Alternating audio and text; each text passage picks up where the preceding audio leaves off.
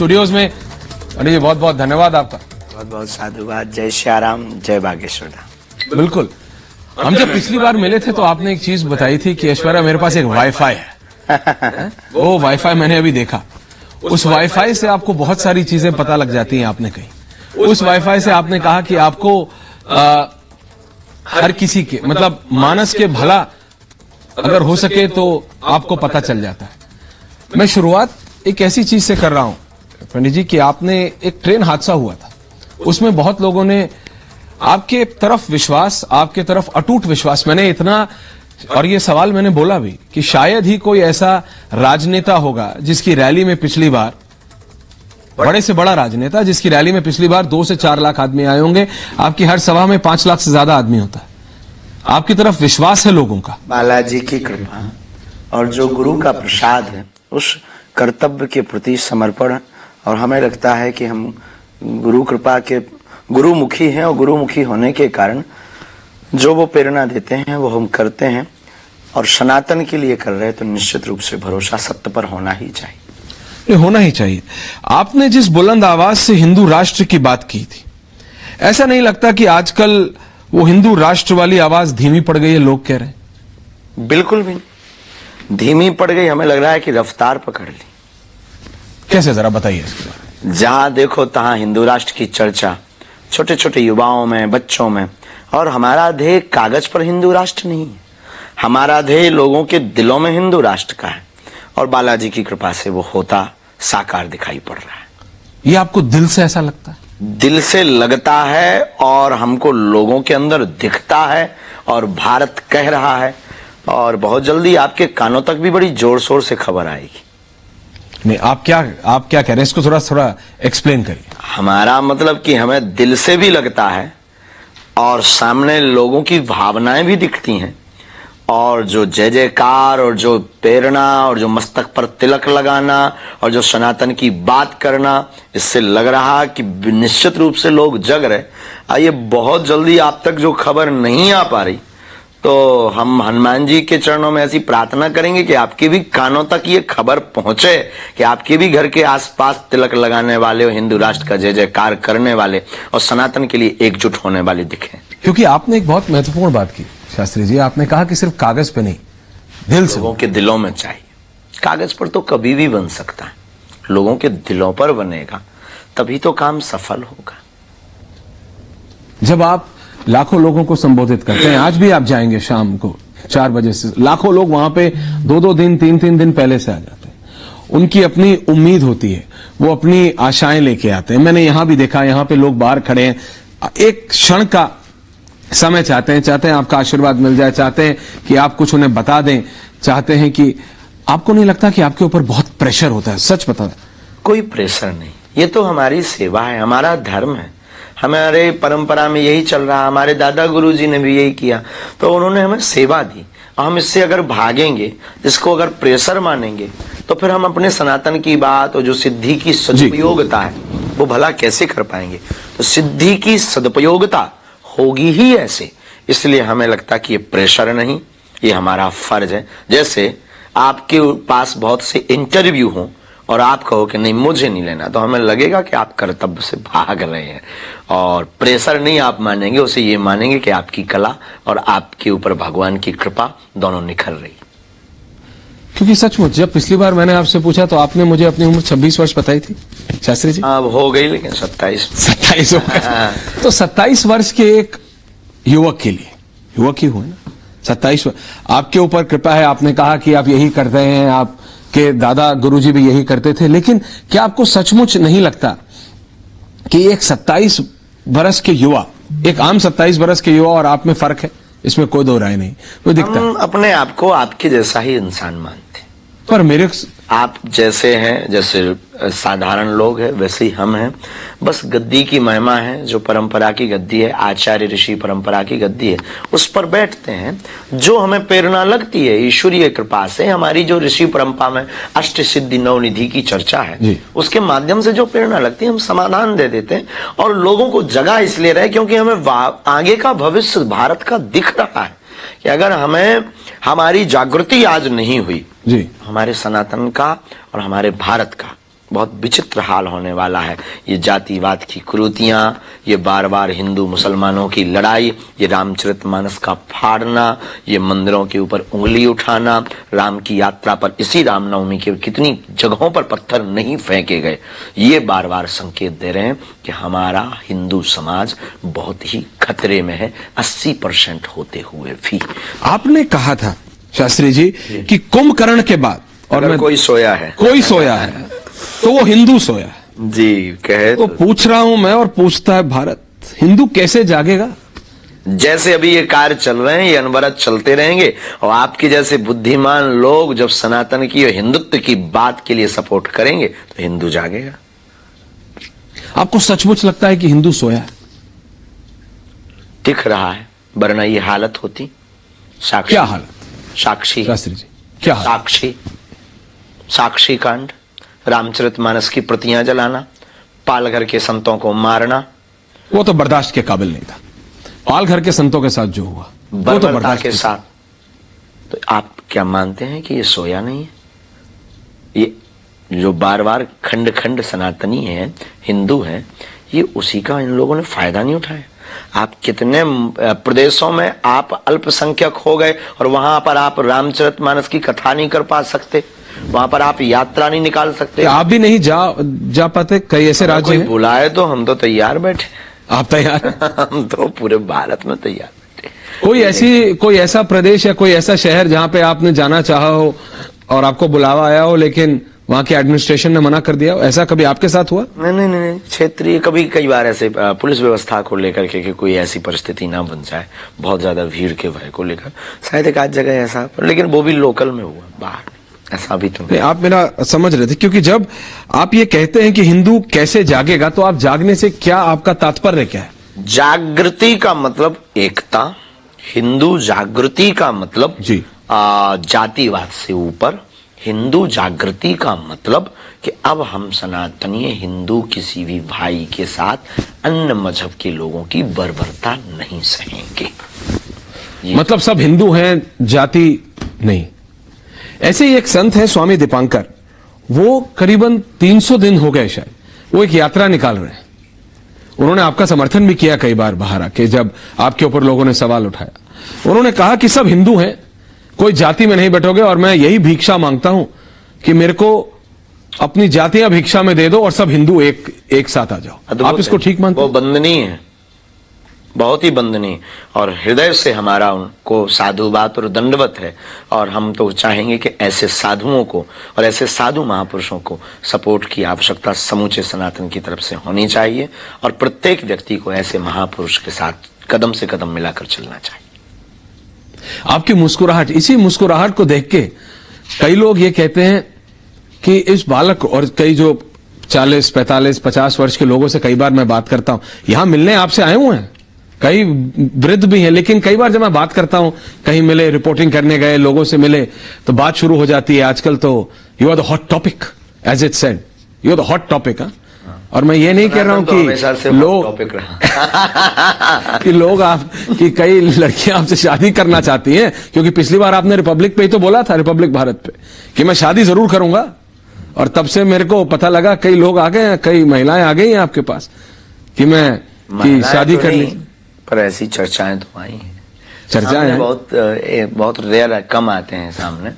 हमारा क्योंकि सिद्धांत बहुत स्पष्ट है जी, स्पष्ट बोल देते हैं, और माताजी पिताजी हैं इसके निर्णय के लिए। एक ही मेरा सवाल था, थोड़ा पर्सनल हो जाता है, लेकिन आप इतनी कथाएं करते हैं, रोज करते हैं, मुझे पता लगा रात को आप जो भी प्रक्रिया होती है पूजा, आप 2, 2:30, 3 बजे आप सोते हैं, फिर सुबह जल्दी उठ जाते हैं। परिवार को कैसे समझ देते हैं? जिस माँ की आपने मुझे बात बताई थी, जिस माँ ने बहुत कष्ट लेके, आपने उन कष्टों का विवरण भी बताया था पिछली बार, उन कष्टों के साथ आपको बड़ा किया और सारी आपको इस लायक, उस माँ को कैसे समय दे पाते हैं आप शास्त्री जी? ये हमने माँ को भी एक बार कहा था कि हमारा दुर्भाग्य है कि हम माँ आपकी सेवा नहीं कर पाते। लेकिन हम एक दिन बैठे हुए थे, अपनी माँ को हमने ये बात बोली, तो माँ हमारी बहुत बड़ी दार्शनिक है, बहुत ऊंचे स्तर की दार्शनिक है। हमारी माँ ने कहा, बेटा तुम्हारे दरबार में जो भी आए जी, उसे तुम माँ ही समझना, मेरी ही सेवा समझना। ये आपकी माता जी ने कहा? और वो शब्द हमें चोट कर गया आज से 3 साल पहले। उसके बाद फिर हमने अपने जीवन में जो भी आता है, इसलिए हमारे स्वभाव में मैया, इसलिए हमारे स्वभाव में, क्योंकि हमारी मां ना पढ़ी लिखी नहीं, पर हम यूं कहें कि हमारी जिंदगी के लिए बहुत बड़ी दार्शनिक है। शास्त्री जी, जब 3-3.25 साल पहले मैं पहली बार आपसे मिला था ना, तब भी आपकी जो कथाएं हैं वो बड़ी होती थी, लेकिन इतनी बड़ी नहीं थी, इतनी बड़ी नहीं थी। अब लाखों लोग दूर दूर से आते हैं आपकी कथाओं से, और आप कहते हैं कि वो कथा से ज्यादा चमत्कार देखना पसंद करते हैं। ऐसा क्यों कहा आपने? नहीं, ऐसा प्रकार के लोग आते हैं जी। कथा तो कभी बड़ी नहीं, बस हम हनुमान पढ़े, कारवा जुड़ता गया, और हनुमान जी सबको एक साथ बैठा करके पूरे भारत को ये बताना चाह रहे हैं, और हिंदुओं सनातनियों को ये करना भी चाहिए कि अगर आपके आसपास कोई भी ऐसा सनातनी हमारे धर्म का कोई कार्यक्रम हो, समय निकालना भी चाहिए। 1.25 घंटा हमारा, हिंदू राष्ट्र तुम्हारा। लेकिन आप कथा के दौरान चमत्कार या इसमें अगर हम आपको प्रार्थना करें, नहीं प्लीज, तो हमने ये लोगों को कहा केवल चमत्कार के पीछे मत पड़िए। चमत्कार सबसे बड़ा तो आप है कि ईश्वर ने आपको बनाया, और जो चमत्कार घटना घटनी है वो आपकी निजी जीवन में घटनी है। हम सिर्फ रास्ता दिखा सकते हैं, गुरु रास्ता दिखाता है, चलना ना चलना आपका काम। क्योंकि शास्त्री जी जो आपके आलोचक थे ना, उनका सबसे बड़ा मैं कहूं आपकी तरफ जो उंगली उठाने की बात कहे, जिन्होंने आपके थ्रू सनातन पे भी उंगली उठाने की कोशिश की। जब आपने पहली बार पालघर के संतों का समर्थन किया तो आप पे भी उंगली उठाई। आपको माइंड रीडर, साइकिक रीडर, जादू करने वाला, क्या क्या नहीं बोल दिया गया, आपको याद है? किस किस से कंपेयर किया गया? बहुत। ये तो सिर्फ दिमाग पढ़ते हैं, इनके पीछे तो टीम है, ये तो गूगल बाबा की मदद से चलते हैं, ये तो फेसबुक की मदद से चलते हैं, यहाँ से डिटेल वहां से डिटेल, ये सब आपको मालूम है, ये कोई नई चीज नहीं है जी। तो लोग हैं, उनका काम कहना है, लेकिन हमारे ध्येय में अब फिर उसके बाद तो कहानियां बहुत बढ़ गई। आनी हो गई, फिर वो सब नतमस्तक हो गए, सबकी शरणागति हो गई, आंखें खुल गई, क्योंकि सत्य कभी झुकता नहीं। That's the point, सत्य। और सत्य आपके साथ है, ऐसा हमारे साथ है, उसका प्रत्यक्षम किम प्रमाणम। कितने लोगों ने किस प्रकार से, भारत में सबसे ज्यादा अगर किसी की परीक्षा ली गई होगी तो बागेश्वर धाम की ली गई, जितना ज्यादा ट्रोल किया हुआ अध्यात्म गुरुओं में। लेकिन हम डरे इसलिए नहीं, हमारे पास जो चीज है वो बोलती है, सिद्धि है, वो बोलती है, वो वाईफाई, हाँ, वो तो ललकारती है। हम आपको एक अंदर की बात बताएं, ये टीवी का विषय नहीं, हमारे निजी जीवन का विषय, कि वो हमारी जो हम पर कृपा है गुरु की, वो गुरु हमारा ललकारता है। कभी कभी अकेले में जब मौज में रहते हैं तो कहता है कि बुला किसी को भी, बिना कपड़े के भेज देंगे, इतना बताएंगे उसके बारे में कि उसके माता पिता को, उसको खुद को पता नहीं होगा कि ये गलतियां उसने कर बैठी। तो हमारे पास जो है वो बोलता है, और यही अष्ट सिद्धियां, और यही वर्तमान में कलयुग में भगवत, यही जो आपकी मुस्कुराहट है और यही जो आपका कॉन्फिडेंस है, इसी कॉन्फिडेंस से तो लोग घबराते हैं। नॉट कॉन्फिडेंस, बट कॉन्फिडेंस के पीछे जो ट्रू है, जो सच्चाई है, जो रियलिटी है। मतलब हमें अपने सनातन पर गौरव, अपनी अष्ट सिद्धियों पर, हनुमान जी के चरणों पर गौरव है, और ये ऋषि परंपरा की आज की थोड़ी महर्षि वाल्मीकि का दरबार है। ये महर्षि वाल्मीकि जी ने पत्र पर लिखा था कि रावण के वध के लिए दशरथ नंदन भगवान श्री राम होंगे, पर्चे पर लिखा था, और वह जो है दशरथ नंदन प्रभु श्री राम केवट का उद्धार करेंगे, सबरी के घर जाएंगे, फिर रावण का वध करेंगे। जी। तो जो उन्होंने लिखा वो यथार्थ और चरितार्थ हुआ। उसी परंपरा का दरबार हमारे सन्यासी बाबा को बागेश्वर हनुमान जी के साक्षात्कार के बाद मिला, और उन्होंने कहा कि कलयुग में सनातन के प्रचार के लिए ये हम आपको कृपा देते हैं, और तुम्हारे वंश का एक न एक सेवा करेगा। तो दादा गुरु जी ने दरबार लगाया, चाचा जी ने दरबार लगाया। हम तो बहुत कम ABCD जानते हैं, वो तो खुद किस्मत। नहीं, आप ये मत बोलिए कि आप ABCD, आप ABCD नहीं, आप XYZ का आगे का जानते हैं। वो गुरु, आप ABCD नहीं, आप XYZ। हम जो बात कह रहे, पूरा सेंटेंस पूरा कर जी प्लीज। दादा भैया, हम आपको जो कहना चाह रहे हैं कि हमारे जो दादाजी थे जी, वो तो खुद किस्मत है ये उंगली उठाने वाले कि हम मिले। अगर वो मिलते ना सीधा, उनको जवाब मिलता। और तरीके से, वो तो बहुत ऊंचे महापुरुष थे, बहुत सिद्ध है। लेकिन इतना भी क्या कम है, कम से कम सनातन की बात माननी तो पड़ी। और अभी भी हम कहते हैं सनातन धर्म के मजहब को छोड़कर बाकी दुनिया के सनातन धर्म, क्षमा कीजिए, सनातन धर्म के लोगों को छोड़कर, जी। क्षमा करिएगा, जी जी बोलिए ना। दुनिया के किसी भी मजहब में बागेश्वर धाम की शक्ति की सामना करने की ताकत नहीं है। नहीं। इतना हम अपने गुरु कृपा, हम पे तो कुछ नहीं है। हाँ, नहीं, आपने ये हमेशा कहा कि आप पे कुछ नहीं है, ना हमारे, मेरे पास कुछ नहीं, हमारे हनुमान जो मेरे पास आशीर्वाद है वो हनुमान चालीसा, बागेश्वर हनुमान की कृपा। दुनिया का कोई भी हली उल्लाह करने वाला, फूंक लगाने वाला, गिराने वाला चला आए, हम उनको फड़फड़ा ना दें तो कहना। क्या बात कर रहे हैं? एक बात आपने हमेशा कही, मैंने जब आपसे कैमरा के सामने भी कैमरा के पीछे भी बोला मेरा राजनीति से कोई मतलब नहीं।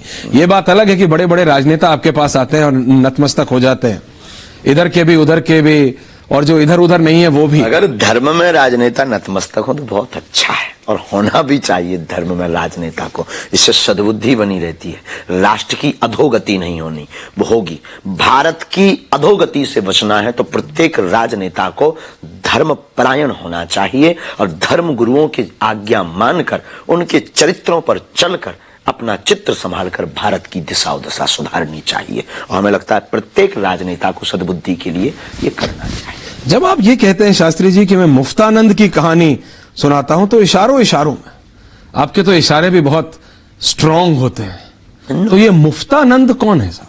बहुत पहले हमने पाठ्यक्रम में इनको पढ़ा और कथा में बहुत बार प्रयोग किया।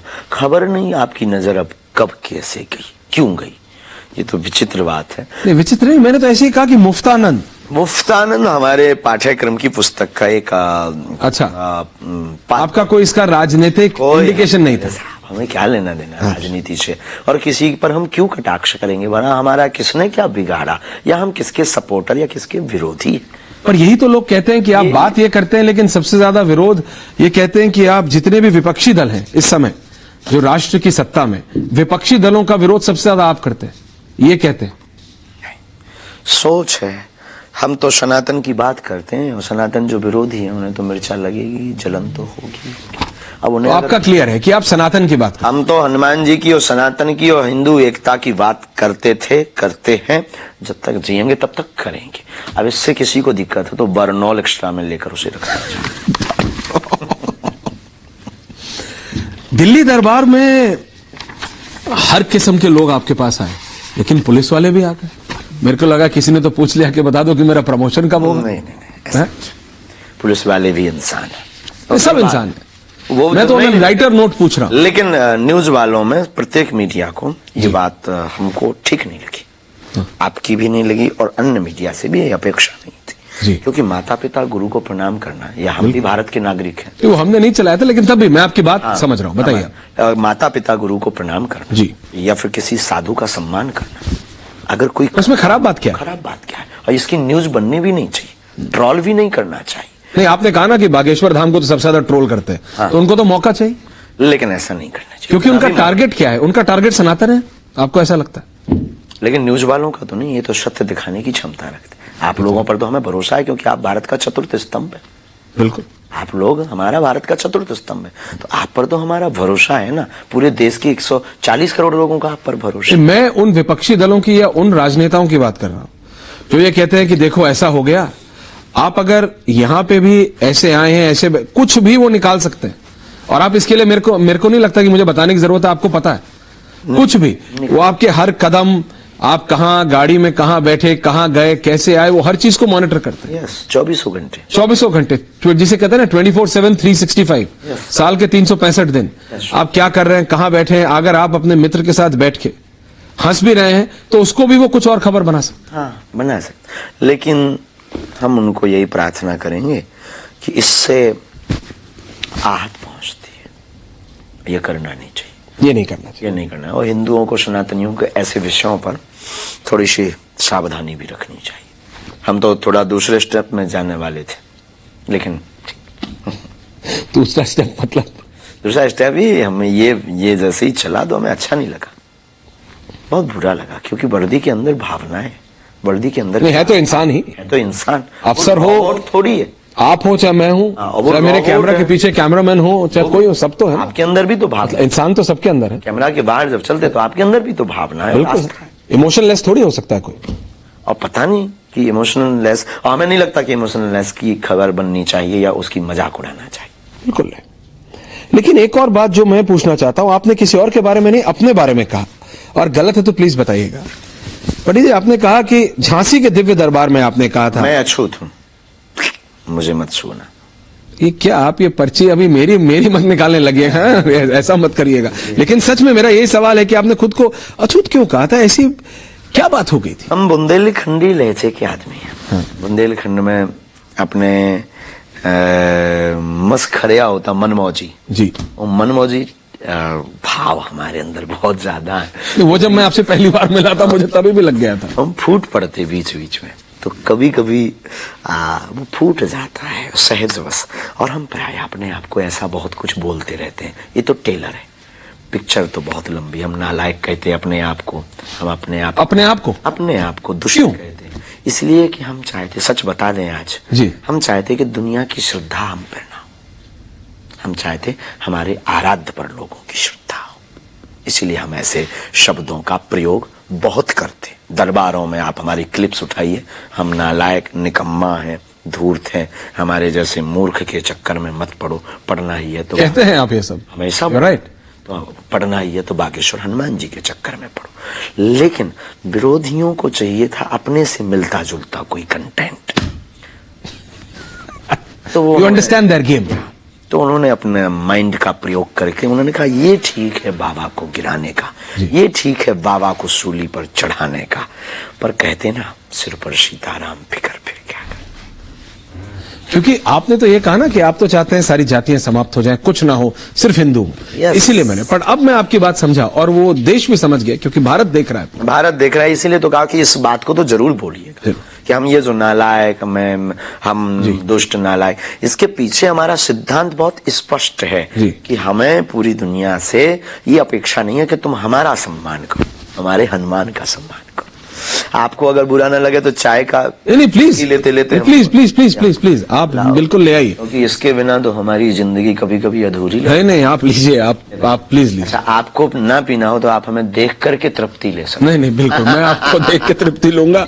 एक और वीडियो सोशल मीडिया पे बहुत वायरल हो रहा है जी, जिसमें आपने, क्या ये सही है? क्योंकि मेरी रिसर्च टीम शुभम ने कहा है, ये इसमें लिखा है, जिसमें आपने प्रभु श्री राम के कई पिता होने की बात रूप में, हाँ, इस पे क्लियर कर दीजिए, क्योंकि जो आपके आलोचक है ना, वो आलोचक इसी बात को लेके। नहीं उनके लिए भी आपका तो विवाह हुआ जी, पत्नी का पिता भी तो पिता है कि नहीं? बिल्कुल है। और उसी दर्जे में मानते कि नहीं? बिल्कुल मानते हैं। तो अब बताइए, दो पिता रूप में हुए कि नहीं हुए? एक जन्मदाता पिता, तो आपने उस सेंस में कहा था, और लोगों ने जिसको जिस सेंस में ले रहा था उन्होंने ले लिया है। वो तो सीधी सी बात है, पिक्चर में माता पिता की सेवा भी दिखाते हैं और ढिसुम भी दिखाते हैं और गुंडागिर्दी भी दिखाते हैं। आपको क्या देखना है? जिस माइंड का आदमी होता है वही कैच करता है। कुछ इलू भर पकड़ लेते हैं उसमें, इलू और कुछ लोग गुंडागिर्दी भर पकड़ लेते हैं और कुछ लोग माता पिता की सेवा। तो वो बेचारे जिन्होंने ये पकड़ा, रहा होगा उनके दिमाग में कुछ गलत कीड़ा। ये आजकल यूसीसी की चर्चा बहुत है, यूनिफॉर्म सिविल कोड, समान नागरिक जी, समान नागरिक संहिता। आपका इस पे क्या, आपकी क्या सोच है? अच्छा, बहुत अच्छा कदम है। एक देश एक कानून, एक परिवार एक कानून, एक परिवार एक कानून। देखो, इसमें किसी के निजी परंपराओं को नहीं तोड़ा जा रहा, अपितु इसी देश के नागरिक हम हैं, इसी देश के नागरिक आप हो। आपके लिए अलग खर्चा हो रहा जी, हमारे लिए अलग, आप एक अलग व्यवस्था में जी रहे हो जी, हम एक अलग। तो इसी देश के हो गए भैया, तुम विदेशी आए हो, इसलिए एक देश एक कानून होना चाहिए। हम इसके विरोध में। आपने ये कहा शास्त्री जी कि जो राम का है वो बागेश्वर धाम का है, तो क्या इसमें यूसीसी का विरोध करने वाले भी शामिल हैं? क्योंकि कई राम भक्त भी हो सकते हैं जो भगवान राम को माने, लेकिन एक अलग विषय। राष्ट्र की आचार्य संहिता और अध्यात्म की आचार्य संहिता जी, दोनों अलग अलग हैं, लेकिन एक दूसरे के दोनों पूरक हैं। एक दूसरे, राष्ट्र के लिए जो भी घातक है वो हमारा विरोधी है। राम राज्य की व्यवस्था के लिए जो भी घातक है वो हमारा विरोधी है। आपका विरोधी। आप मैं दोबारा ये कह रहा हूं, जो आपके विरोधी हैं वो कोई ना कोई कहीं ना कहीं से कोई चीज निकालते हैं। जैसे आपने कहा पिछली बार मैंने आपसे पूछा था लोग आपके ऊपर अंधविश्वास या कुछ भी किस किस से आपको कंपेयर नहीं इसका किया तो गया, बराबर जवाब हो गया। जवाब हो गया। इसमें तो वो लोग जो है सेटिस्फाइड हो गए, सेटिस्फाइड हो गए कि धरातल पे आ गए। धरातल पे उन्हें पता है कि ये बाबा खतरनाक है। नहीं नहीं, ऐसी आपने कौन सी पर्ची खोल दी थी, जरा बताएंगे क्या? दो चार, अच्छा कुछ ऐसा तो नहीं, कोई इंटरेस्टिंग सा बताइए, देख रही आपकी जनता। कुछ ऐसा तो नहीं। हनुमान जी लीला कर देते हैं बहुत बार। हमने जो लोगों से सुना, कई एक दो तीन लोग आए जो विरोध करते थे, बहुत गंदा वाला हमारा। अच्छा। वो हमारे पास आए, हमने कहा भाई तुम तो बहुत विरोध करते थे और हमारा तो स्वभाव बहुत मनमौजी वाला है, उनका बड़ा विरोध करते थे, आज कैसे भूल पड़े हमारी गरीब की झोपड़ी में। बोले महाराज जी आप ना हमें माफ कर दो। हमने कहा हुआ क्या, हमने किया क्या जो माफ करने के हमने तुम्हें कुछ कर दिया हो, दंड दे दिया? बोले रोज रात्रि कोई 4x4 का एक बंदर बेड पे आता है और पटापट मारता है। क्या क्या क्या आता है? बोले क्या आता है? क्या बंदर सताता है रोज बिस्तर पे। हमने कहा भैया हम तो गए नहीं, बंदर हम है नहीं, तो आदमी है। हम कहा भाई हनुमान जी से क्षमा मांगो, कहीं वे दुनी नाराज हो गए, नाक रगड़ो। तो हमें लगता है कि हनुमान जी बहुत लीलाधारी है, हनुमान जी कृपा बहुत अच्छी कर देते। खैर ये विनोद की बात है, हमारे साथ कोई घटना नहीं घटी है, न समझ गया, इसका ना कोई प्रत्यक्ष उदाहरण है। मैं आपका पॉइंट समझ गया। अच्छा इसका उदाहरण इसलिए भी नहीं कि रात के आता है तो कौन वीडियो बनाएगा। तो आप चाह रहे थे कि उनका वीडियो बने? नहीं, हमने ये भी नहीं चाह रहे वीडियो बने। हम ये चाह रहे हैं कि सब प्रसन्नचित्त रहें और विरोध करने वाले भी खुश रहें। आप हमेशा ये कहते हैं कि आप लोगों की मदद करना चाहते हैं। कर रहे हैं, करना चाहते हैं। दम है, बच्चे की जान लोगे क्या? जितनी दम है उतनी कर रहे हैं। आपने एक बात कही थी शास्त्री जी, बोलो भाई। एक बहुत बड़ा इंसिडेंट हुआ था हिंदुस्तान में, से मैंने इंटरव्यू शुरू भी किया था इस विषय पे, ट्रेन का। आपने कहा कि मुझे आभास हो गया था। उस दिन मैंने जो आपके साथ रहते हैं, मैंने उनको फोन किया कि मुझे शास्त्री जी से बात करनी, क्योंकि मेरे मन में यह व्यथा थी पर्सनली कि अगर शास्त्री जी को यह बात मालूम है, और मेरे पास मैं 4-5 मिनट में समाप्त कर रहा हूं, मेरे को पता है आपको कथा के लिए जाना है, वैसे भी कह रहा हूं, मेरे मन में ये उस दिन व्यथा हुई जिस दिन मुझे पता चला कि आपने ये कहा। मैंने कहा मैं बात करना चाहता हूं शास्त्री जी से, आप व्यस्त थे, कि अगर पता थी और आप जैसा व्यक्ति जो समय निकाल के जो सब में अपनी मां को देखता है और लाखों लोगों की मदद कर रहा है, उसने क्यों नहीं बता दिया कि इतना बड़ा ट्रेन इंसिडेंट होने वाला है, मैं जिंदगियां बचा लेता। मैं सच में समझना चाह रहा हूं, और कोई बात नहीं। बहुत अच्छा विषय है। बताना विषय अलग है, टालना विषय अलग है। दूसरी बात, कोई जिज्ञासावश प्रश्न लेकर आता है तो प्रति उत्तर सहजवश संकेत या जो कृपा जी, वो हम सहजवश, और वो यथार्थ निकलता है, उसमें कोई संदेह नहीं। पर कोई अगर जिज्ञासा ना लेकर आए तो बात, लेकिन हम अपने तरफ से राष्ट्र मंगल के लिए अर्जी प्रतिदिन लगाते हैं। दूसरा पक्ष, भगवान राम को भी पता था कि माता जानकी जी का हरण होगा, पर मारीच के पीछे गए वो क्या रोक पाए? भगवान कृष्ण को भी पता था कि महाभारत होगी। तो टालना विषय अलग है, पता होना विषय अलग है। दोनों में जमीन आसमान का अंतर है, क्योंकि हम परमात्मा नहीं है जो हम उसको मिटा सके। प्रकृति का नियम ही मिट जाएगा, फिर ईश्वरीय सत्ता का जो नियम है वो हट जाएगा। फिर तो इस दुनिया में घटित घटनाएं कुछ भी चौंकाने वाली नहीं होगी। तो हमें लगता है कि जानना विषय अलग है, टालना विषय अलग है। आप राष्ट्र के लिए क्या देखते हैं, देश के लिए, भारत के लिए क्या देखते हैं? हमारी भारत को लेकर के एक ही दृष्टि है कि भारत विश्व गुरु हो, और भारत में भिक्षा की नहीं शिक्षा की आवश्यकता है। तो इस देश में हमें शिक्षा की बहुत आवश्यकता नजर आ रही है। आपको आ रही? बहुत ज्यादा, अति से ज्यादा।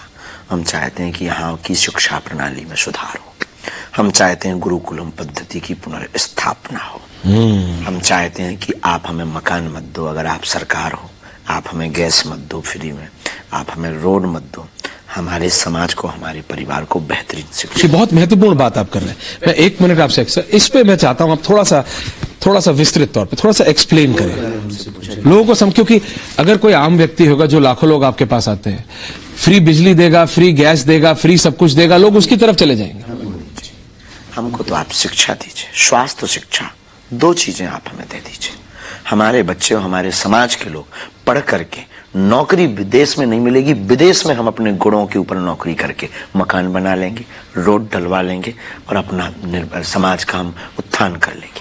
लेकिन कृपा करके शिक्षा दे दो, भिक्षा मत दो। शास्त्री जी, आपने समझाने की कोशिश की, जो लाखों लोग, दसियों लाख लोग आपको रोज सुनने आते हैं, बहुत बार राजनेता परेशान हैं इस देश में, एक तो हमारी रैली में नहीं आ रहे। एक बदलाव हमारा करवा दें तो हम प्रसन्न हो जाए। सरकारी स्कूलों के मास्टरों के बच्चे प्राइवेट स्कूलों की जगह उसी स्कूल में पढ़ाए जाएं जहां वो शिक्षक। That's the point. कहानी खत्म। आपको सचमुच ये फील है कि शिक्षा से और स्वास्थ्य से बहुत राष्ट्र का बदलाव तो इसी से होना है। ये जो भोले भाले हिंदुओं का धर्मांतरण करवा भी पा रहे अशिक्षा के कारण। पॉइंट किस कारण से? मान लीजिए हमारे जीवन में तो ठीक है, आप अगर हमारे जीवन में भी मानिए कि अगर हम झूठी बात फैलाएं भी, तो झूठी बात वही स्वीकार करेगा जो अशिक्षित होगा। शिक्षित पहले हमें तौलता है, तुलना करता है, जब उसके दिल में तीर लग जाता है फिर वो हमें स्वीकार करता है और हमें वो आदमी बहुत पसंद भी रहता है। हम कभी भी परीक्षा लेने वाले व्यक्ति से नाराज नहीं होते या कुंठित। हाँ, कोई अति से ज्यादा निचले स्तर का काम करता है, बाहियात फूहड़ हरकत करता है, तब फिर थोड़ा सा लगता है कि यार ठीक है, अब इतना भी मत दर्पण के सामने अपने आप का चेहरा मुहरा बना करके फाउंडेशन लगा कर आओ। लेकिन कोई भी व्यक्ति पढ़ा लिखा शिक्षित हमारे पास आता है कि हमें अनुभव करना है, हम उसको कहते हैं फुल्ली उसको हम सुविधा देते हैं 5 स्टार की, कि आप अनुभव करिए। यस, आप अनुभव कीजिए कि क्या सिद्धि और क्या कृपा और क्या हनुमान जी है, हमें कोई दिक्कत नहीं। शास्त्री जी, आखिरी सवाल और उसके बाद आपको कथा के लिए जाना नहीं रोकूंगा। एक महिला है आपसे रिलेटेड, सुन लीजिए, आपकी मुस्कुराहट बता रही है। महिला नहीं, एक महिला है, वो पाकिस्तान से हिंदुस्तान आ गई। उनसे जब हमारे साथी रिपोर्टर ने बात की तो उन्होंने ये आग्रह किया कि भाई मैं अपनी पर्ची बागेश्वर धाम के सामने मैं लाना चाहती हूँ कि मेरा क्या होगा, उन्हें वो जानना चाहती है। पूरा देश इस समय नजर बैठाए हुआ है। वो कह रही हैं कि मैं भारत में रहना चाहती हूं।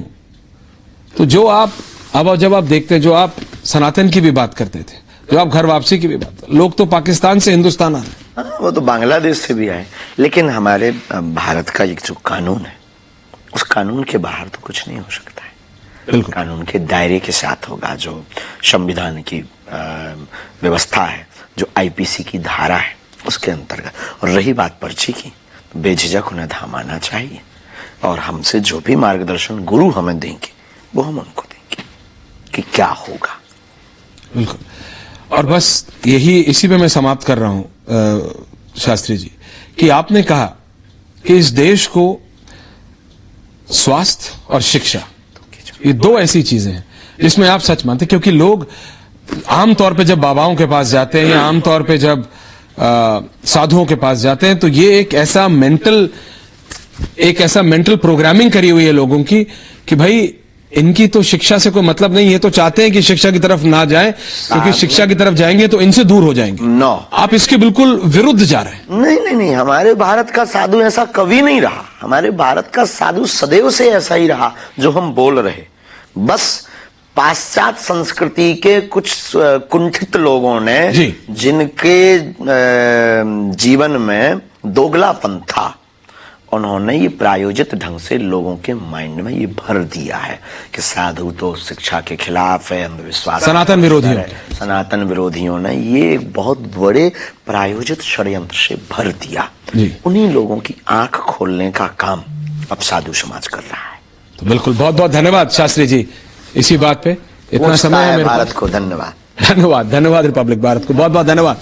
तो ये थे Pandit Dhirendra Krishna Shastri ji, Republic media network से बात कर रहे थे। बहुत बहुत धन्यवाद। Back to the studios.